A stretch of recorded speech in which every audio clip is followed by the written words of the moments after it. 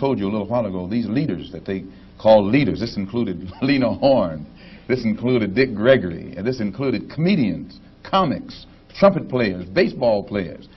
Show me in the white community where a comedian is a white leader. Show me in the white community where a singer is a white leader, or a dancer or a trumpet player is a white leader. These aren't leaders. These are puppets and clowns that have been set up over the white community and over the black community by the white community, and have been made celebrities and usually say exactly what they know that the white man wants to hear.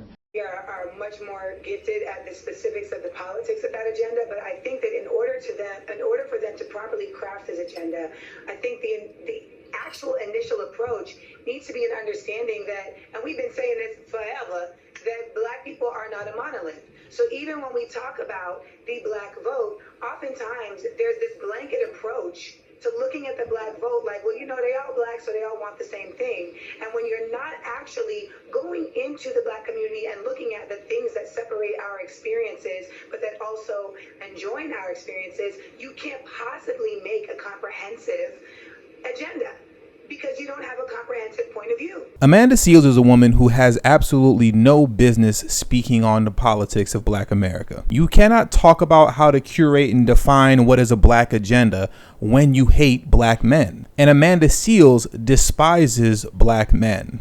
If you don't believe me, do a quick Google/YouTube search of Amanda Seales and Rodney Reed. And if you still don't believe me, do another quick Google/YouTube search of Amanda Seales and Myron Rolle. But before you do that, just take a moment and watch these video clips. I see comments like the ones under the last video I posted on Instagram and all these videos that these hoteps are doing talking about me.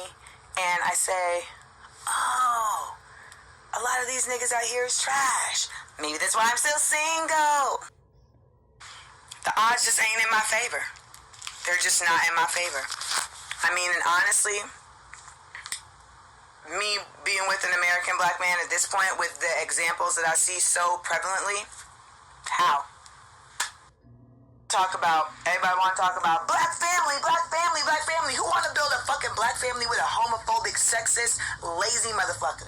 Because that's what a lot of y'all sound like when you talk about we need to pay for an Uber, gay dudes shouldn't have a TV show, and women need to stop talking. Now, this next clip of Amanda Seales is a response that she made in defense of her friend Jussie Smollett when it was exposed that he lied about getting jumped by two white men who poured bleach on him and put a noose around his neck. And black Americans looked at him sideways saying, hey bro, you setting us back a couple years. Well, this was Amanda Seales' response to her friend getting accused of setting black people back a few years. Possible lies set us back, as if R. Kelly is still not walking around free.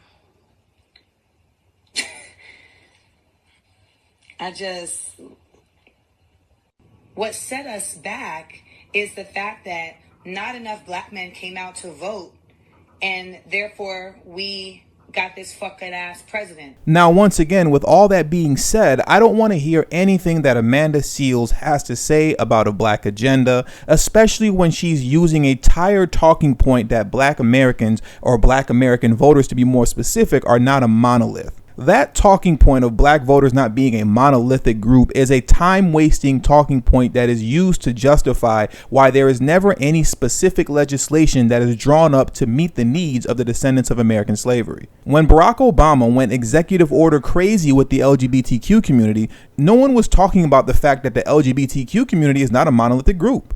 When the executive order on economic empowerment of Asian Americans and Pacific Islanders was signed into law May 13th of 2019, yes, in the middle of you having all this debate over reparations for the descendants of American slavery, in the middle of a congressional hearing for reparations, what was getting signed into law was an executive order on economic empowerment of Asian Americans and Pacific Islanders. Now, with that being said, I don't ever remember hearing people having debate and conversation about Asian Americans and Pacific Islanders not being a monolithic group. So we need to take the time to go into their community and find out the complexities that make this group up in order to draw up legislation. No, that didn't happen. Legislation was simply signed and put into place. Signing legislation that specifically targets the needs of the descendants of American slavery has absolutely nothing to do with whether or not we are a monolithic group. You simply look at the data, you see the disparities, and you write up legislation based on that. Nothing more, nothing less.